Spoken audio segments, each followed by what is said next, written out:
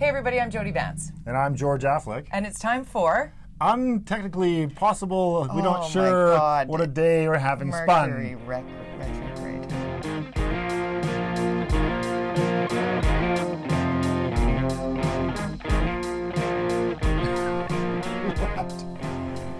Everything messes up, apparently, astrology-wise, when Mercury goes into retrograde. Oh, is that Technical why? difficulties abound, yes. Major. So we're doing an experiment today. We have a whole different system where the camera's working, but the audio is not working. I'll tell you this. Recording on my phone. If there is ever a natural disaster or some sort of crisis, heaven forbid, I would like Amanda Bates and George Affleck on my team. I have sat here and sipped my water and watched them fix things. So, speaking of water and fixing things. Oh, hey! Very clever. Shall we begin with what did you dub this? Schitt's Creek. Yeah. Yes. I think I've heard it before, but I'll take ownership of it now. Why wouldn't you underscore? It's Yes. a big week. The poop is in. Out. The poop's going to get out instead of 30 years from now. John Cooper victory. Well, it'll be 10 years. You said in the last podcast in episode 28 that John Cooper gets shit done. And he liked that. Yeah, did he? He did. He made a point of letting me know. I talked to him a little bit on Twitter. Yeah. Because apparently we have a lot in common in the way we think about park board issues and city issues and whatnot. Right. Pragmatic, I think I said last time. You're Yeah. both pragmatists. I think I am too. But yeah, he pushed that motion forward. So there was a lot of craziness this week in Vancouver Council and Park Board. But John's efforts to get this issue regarding the sewage system separated so that there's not overflow of poop going into our waterways, which closes our beaches. We can talk about what happened at Park Board. And then last night, which would be Wednesday night, they approved it at Council. Unanimously. So a shout out to City Council for actually seeing that as well. Sarah Kirby-Young, I think it's her motion. So kudos to the NPA, my alma mater, for getting this done. It's still 10 years away and they have to find the money. It's better than 30. But how about we put pause on that city plan and do the sewer first? Yeah, there's $18 to $30 million in 4 years. And I love a city plan, don't get me wrong. I think we should plan, but I think we should get the poop out of the ocean. Yes. Stat. So the park board, though, what was interesting this week, I thought, when we were talking about spin and politics, was what happened at Park Board. There isn't I know you were watching, and I was watching the Green Party, the beloved Green Party. Super green, right? Environmental. That's what Green parties are, right? They decided they were going to do what's called a strike and replace of John's motion, which was basically they rewrote his motion into a motion saying there's different ways to solve this problem. Let's find out what those are first, basically. I mean, they're saying in their way that why even separate anymore? Let's find ways to make all water clean magically, I guess. I mean, there are technology, but really, we have to get this done. And the beaches are closed. We don't have time for consultation here on new technologies. I'm sorry, but kids are getting sick at the beach. Yes. That's happening. So the Green Party apparently doesn't care about that. Luckily, John, who has great experience at Park Board, was able to maneuver things and get the main key points that he was trying to get through added on to their motion. Because John and Tricia, they only represent two people that had. Tricia's also excellent. Yes, and so they managed to get 3 things on there, which was timeline and 10 years and signage, making sure you know where this stuff's coming out. That's a big part of this as well, the awareness piece. Mm-hmm. And that's what troubles me because I'm engaged enough in news that I would know to say to my son, yeah, we're not going to go down English Bay or Falls. We don't swim in Falls Creek, but I'd be mindful of the water in Falls Creek at those levels. But it's the visitors. I mean, we have people coming from all over the world thinking we are ground zero for greenness and beautiful Pacific Northwest cleanliness. Yeah. It's shit in the water. Yeah. It's literally poo in the water. It's not good. It's not good. But what was most disappointing, because I think a lot of people I saw tweeting this and talking about this, was the Green Party's vision-like move at Park Board to do. Is green the new vision? I think so. Based on this, you've got this strike and replace. That was a sign. A truck on the street going, yes, they are, because they did the strike and replace, which I always found to be such a evil way in some ways, because it's like, really, you're taking my idea, because Vision did this all the time to me with my many motions that I put forward in my 7 years, they would either refer them, which means go off and die, the motion just goes off and dies in wherever, to staff, or they would replace them, they rewrite them and then own them, and then say they were their ideas. And that's what Green Party tried to do this week at Park Board. And I think it was really cheap and not necessary, and they should have just, as the Green Party, caring about the environment, should have just supported John and fought with him on this, as opposed to working against him. Interestingly, at council, perhaps they saw the negativity that created. They voted unanimously with some amendments and some silliness that went on in council for the motion on this. But I guess what's most interesting to me about this whole, what happened this week on that front especially, and some other stuff, is you're seeing the political parties start to find their way and their positions and trying to find identity. Clearly the Green Party has more money. There was staff at the Park Board meeting. I've never seen staff kind of there. They were. You could see there was texting going on. There was some communication going on with the people who were elected, with people in the audience. And I think that that money, I'm betting, and I would love to see the financials of Green Party and see where their money's coming from, if they make them transparent. If they're coming from people like Joel Solomon, who used to fund the Vision, or other Vision people who now are trying to get hold of the Green Party as their savior for the messages that they push through with Vision Vancouver. I would like you to write an op-ed piece for the Orca on that topic, because I'm telling you what, writing a piece that you're passionate about sometimes moves the political agenda. And I'd like to shout out to John Cooper for hearing me when I was like, this is wrong. And he's like, you know what, you're right. And then Sarah Kirby-Young going, you know what, I'm in. And Tricia Baker going, you know what, me too. Yep. And then, because I have nothing to do with City Hall, but I feel very proud as a Vancouverite that we use our voices to try, because we gotta do it. We vote and use your voice respectfully. Yeah. But you have knowledge about those inner workings. I'd like an op-ed piece. I'm just saying, op-ed pieces are popular right now. Yes, but they're popular right now. Mayor Kennedy Stewart with an op-ed of his own. Yes, taking a position on housing in a really specific way. How? Because he took a lot of heat for the whole fiasco with the Granville Street and that rental, and he's the mayor, and what's going on. This was your agenda. You can't get your council in order. And so he wrote an op-ed this week that's basically said, single-family homes are basically dead to me. They mean nothing to me because we have to get rid of them. It's over. We have to find a way to build more housing. Single-family homes are no longer at all a priority for us.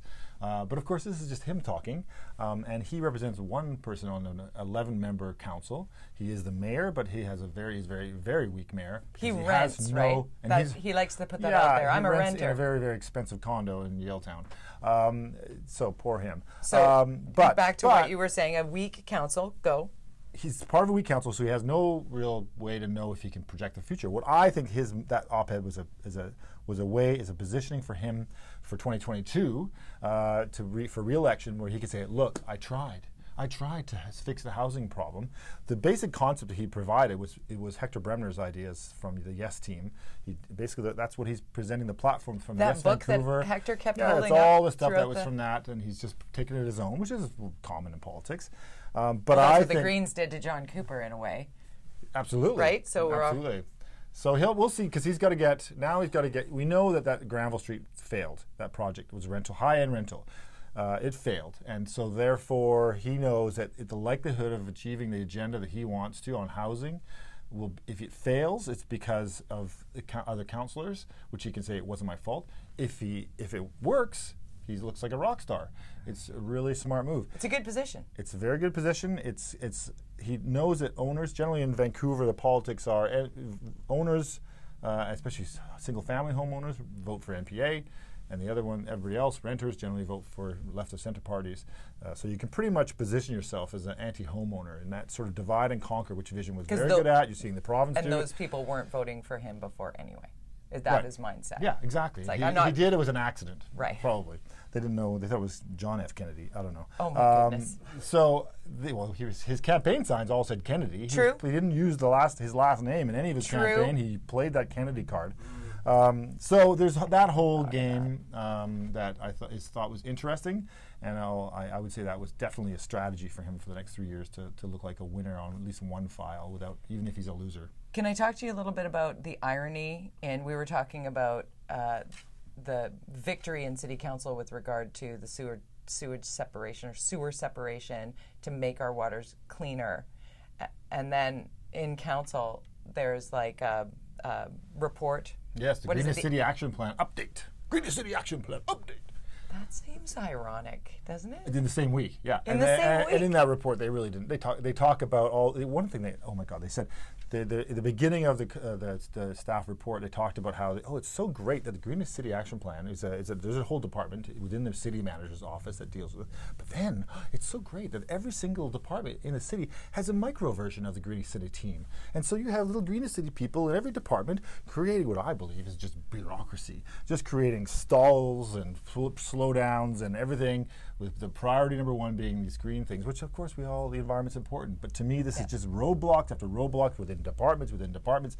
I can't even imagine the costs of this for the city of Vancouver. The appearance of greenness. It's just like, stop. I mean, we have a goal, but then let's focus on a few key categories and just get that done. But like, it's just everything has to be green, and it's like, it's out of control. At George_Affleck, at Jody with a Y Vance, at UnSpun Podcast, which is a very fun Twitter handle to follow because there's some good intel that comes out along our UnSpun Podcast Twitter, at the Orca.ca, make sure you sign up for the Fin to get all your latest intel and info. UnSpun is all about sort of, George educates me about some of the things like, you'll rattle something off, I'm like, I don't know what you're talking about. You're going to tell me on UnSpun, like CAC and DCL. What is that? Yeah, so this week they got you riled up on Twitter. I know. Well, as part of the report about the rentals situation in Vancouver this week as well, and there was some interesting stuff in that report. One was that that we're doing a fairly good job in the city in building rental compared to other cities, and that the reason for that success, which is something I always had a problem with, because I felt it was too generous, was there's several programs, Rental 100, there's this MERP program, these programs that provide incentives to developers. You've taught me about both of those, but what are these other things? Yes, but the CACs, the DCLs is contributions to the city the community amenity contribution, CAC, is what you give to the city when you develop, a big development especially. And you pay more if you want more height. So the more height you want, potentially you negotiate this. There are some flat, strict rules on CACs in some areas, like citywide CACs, but some areas there's not, and so you have to negotiate these things. And then development cost levies, DCLs, are the requirement to pay for sewers and things like that. When you build a new building, you have to contribute to the city to pay for the infrastructure that building. Makes sense, yeah. So that's required. CAC is negotiated or is based on a mathematical equation of the site. So why do they got you all riled up? Well, because this week they decided that there was a decision a while ago that there would be a rate of inflation increase of the CACs and DCLs every year, plus 2, I think it was. So this year you would have seen a 5.5% increase of the CACs and DCLs to developers. They decided, staff said, we don't think you should do that. Let's do 0 this year because the housing has crashed. It's like, well, you know why housing's crashed? Because you guys have made it. I mean, hello. So it seems flawed, even to me. You're making this stick in my head here. Basically, I mean, I'm not saying it's a bad thing, but it's just ironic or just unbelievable. So they're going to reduce a revenue stream to underwrite the crash that they created from other things, other taxation and other things. While property taxes are. Yeah, and meanwhile, I'm going, hey, if you can cut that out of the budget, I got a tax increase I like, my property tax. Can you stop doing that at 10%, please? Yeah. Like that, which is what they're projecting this next year, 10% tax increase. This is ridiculous. Clearly, staff are able to find ways to not increase costs because they've recommended that this week to council. So, therefore, find some things to save on and stop increasing our taxes and our services by like 10% or 15% every year. How about we reduce the number of people in the comms department? 43 communication staff. Do they really need that many? Really? I don't think so. That actually represents 1% tax right there, about $7 million for that department. So, Wow. Anyways. Okay, that's Vancouver City Hall update and council. There's so much this week there. There's so much. Let's drive to the valley now, though. Let's drive out to Here we go. the burbs, which is a big city in the burbs. Yes. Surrey, lots of updates there. It is like watching a political drama unfold. Doug McCallum, the mayor of Surrey, we talked about this last week, is losing his power Doesn't have his team in order. He's down to, I think there's 4 of them now, and so, or 5. Anyways, he's going to lose. He loses one more, he's lost the majority. But this week, in Doug McCallum land, he decided that the police board, or whatever they're called in Surrey, would be only made up of people from his team and not anybody else on council. He's closed the door. And it was dictated from him, from the mayor's office, that this would be the way it would be. And of course, the other council's like, hello, what's going on? You have a former RCMP officer on council. Shouldn't they be in that committee? Handel, yeah, he's... so... 25 years? He's taking a lot of heat for this. And he said something today. He said, well, I was voted in to do these things. I'm doing what the people want. Doing what the people want. And of course, I think it was, I forget who pointed out on Twitter. I think Keith Baldry, yes. Yeah, I love Keith Baldry. You only got 14%. 14% of the is vote not a was what elected big mandate to say go do whatever you want as a totalitarian, authoritarian leader. And I have been listening because I've been doing a lot of CKNW this week. I've been filling in for Charles Adler. I listened to Simi Sarah's handover to Linda Steele, and the two of them talk about how both of their production teams have been reaching out to Surrey Mayor Doug McCallum to come on to discuss any of this. Surrey's in meetings. He's unavailable. Today is a day that it doesn't work for him. And it's reminiscent of trying to get Gregor Robertson on the radio for me. That always ends well. Years. I said, just pick a day, any day. And Doug McCallum was actually known before as very accessible. Super Everybody accessible. had a cell phone number. Yes. And now suddenly he's completely, that is... I was watching Fahrenheit 9/11 or 11/9. 11/9, the new one. Yeah, the one with Michael Moore singing, and that was one thing that talked about in the documentary was how Trump would use media to his advantage and would always call in shows to get control. He would just call up these shows. I'm Donald Trump. Want to talk to me? Yeah, and I'm they the would president. be like, oh well, or even before he was president, he right. would always use it. Oh, Howard Stern's favorite guest. Yeah. Howard Stern's David favorite Letterman guest. too. Letterman Always all had the him on. time. And it was a complete. But he was way a to get- buffoon. He was played as a buffoon back then, and now he's the president. And I digress. Yes. Shout out to SkyTrain. World's greatest, the TransLink, I think, was the best transit system in North America. That's something. I think it's always been up there, Yeah. and took a lot of heat for the last few years because of various things and the whole plebiscite and all that stuff. Took a lot of negativity. They have a new CEO who's doing a lot of good things. But yeah, I don't know. The SkyTrain, I've been since before Expo. That thing is being automated. It's being efficient.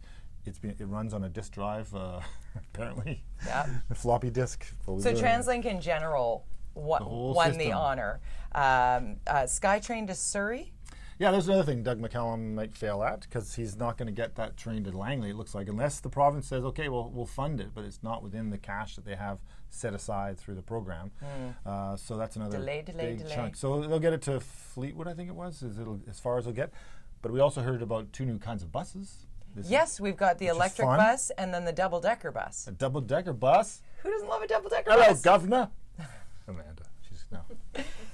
She just gave you I want to bottle that look that Amanda just gave That's George. what I always think about double-decker buses is London and England. And course. having lived there and you get on these double-decker buses, actually even in the summer they have the ones without roofs. That's really cool. You drive around these country roads and these crazy double-decker buses. I love that. It's kind of like the hop-on, hop-off thing that's here, right. except for... But these ones are pretty slick. They are very slick. But and they'll solve some of the kids problems. Said, where are they going to be traveling? Are they be one guy? I don't think they'll be in the city because of too many the bus lines. But I think really you're cool. right on that. There was quite the millennial upheaval over the B line being rebranded into the Rapid Bus as well. There's like a song written about it, and people are really up in arms. It is going to happen. It is going to be called the Rapid Bus instead of the B line. How dare they? I know. I never understood the B line anyways. I mean, you're making a B line. Oh, I get it. Some stops, not all stops. Mostly it's like an express is nonstop. Okay. And a B line is only the major stops, I believe. Huh. What's an A line? I live on the B line. A line is a type of skirt, and it's only flattering on certain people. I will not wear one then. Jody Wilson-Raybould is going to drop a book. Yes. What do you think? In September. But wait a minute. She doesn't want to play politics. We don't know what it's going to be about, though. Doesn't matter. It's going to be a bestseller in Canada, which is like 2,000 books.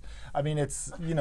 It's. You're on fuego this week, man. Hopefully, it's actually recording. We don't even know. We don't know. It could be. This could all be for naught, but we'll keep going. We're having fun. We're having fun. That gets dangerous. I mean, seriously, this is a woman who put her name on the line saying, "I will not play politics. I'm going to change the way things are done." And then somebody ghostwrites a book for her because literally she likes her. typing away in some Is that your Jody mansion Wilson? in South Granville, wherever she lives. That's her riding. I don't know where she actually lives. I don't think she actually lives in her riding, does she? I don't know where she lives. That's a good question. It is. Can you find that out for episode 30? Okay. But I'd like anyway, to point out, this, with regard to this book, because I had a similar reaction when I first saw that was happening, because I saw it move on Twitter, and a very well-respected colleague of mine who is a legal analyst and commentator on shows that I've hosted, Sandy Garasino, who's a columnist and author and a former trial attorney. And somebody I don't agree with very often. Interesting. In this case. Interesting. I always enjoy her perspective. Yeah. Whether I agree with her or not, I love the conviction that Sandy brings to her position. And she put out a tweet saying basically that, come on, really? You know. Yeah, the timing, come on. The timing is unbelievable. And then had some time to think about it on Twitter. Came back, deleted it. Oh, could have been. Yeah. I don't know. I believe Sandy when she posted, you know what, I've had some time to think about it. I've deleted that tweet about it because I should probably just wait and see what's actually in the book before I start saying. Doesn't matter what's in the book. No. Give me a break. It's 100% political move. It's the only way she'll get any media attention in September. As I've said since day one on this issue, she will find it very challenging to get any coverage because she is an independent with no leader. And it's like the media will she's not going to be in a debate. She's just going to be this person in a riding trying to get a vote, and she might win that riding. I find it hard to believe, but this book is certainly going to help because now she'll be on every morning show, on every afternoon show, every TV show, every newscast, literally it'll probably be they'll launch it, September 29th? I mean, how many weeks out will they launch it? And then there'll be the whole ad campaign for it, and of course they want to sell books. It's so, it's cynical, but it's so obvious what she's doing here. It's a complete... It's like she has 43 communication staff telling her what to do or something. I'm telling you. I'm telling you right now, this is what's happening. I love it when George gets on a tear. Can I talk about me being on a tear? Oh boy, here we go. You want to take a risk here. I've been watching my Twitter notifications roll by. I'm making McLean Kay, our editor-in-chief at the Orca.ca, very busy. Who stole our line, by the way, in their show. Did they? They took our 40. Oh, they did? Yes. Shall we start with Jordan Bateman? Hot stove. Jordan. Steelers. Very funny. I love that, actually. Those guys are hilarious. And then the BC Poly Hot Stove that I watched yesterday, because it dropped on Wednesday, as it does. And it's 31 minutes long, their entire discussion. And the first 9 minutes, right off the top. Can't get it to 20. Nine full minutes about my column and Jordan's opinions about my middle this week. So they were fanboying on you, basically. Is that what you said? No, Jordan was not and he's the boss man. So clearly the boss doesn't tell me what to write. Just saying. I can't imagine if that ever did happen, what kind of scenario that would be. Oh, I would just never do it. Yeah, it would be pretty ugly. I would out that. However, he said, Jordan Bateman of ICBA, who does the BC Poly Hot Stove with McLean Kay, said, I can't wait to see _ defend his position on license plates for bikes. Yes. So my middle was with the growth, and read the whole article, not just the headline, because I don't write the headline. And the headline is supposed to... Sounds like a lot of work.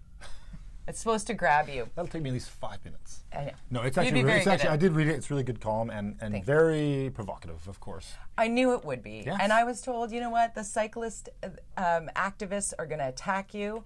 And I'm like, that's okay, because we still have to have the conversation. I'm not afraid of people who think there should be no cars or whatever. Yes. I'm also not afraid of people who think that's going to be a nanny state, because I don't agree with that. And it's like, what are the stats to back this up? I'm like, I don't know the stats. This is just my opinion. When sitting around dinner tables with good people who love to cycle, or people that are responsible drivers, share the road with bikes, it's... knocked my daughter off the road, as I talked, like I talked about last week. She got wiped out on Burrard Street Bridge by a cyclist, and he disappeared into the sunset.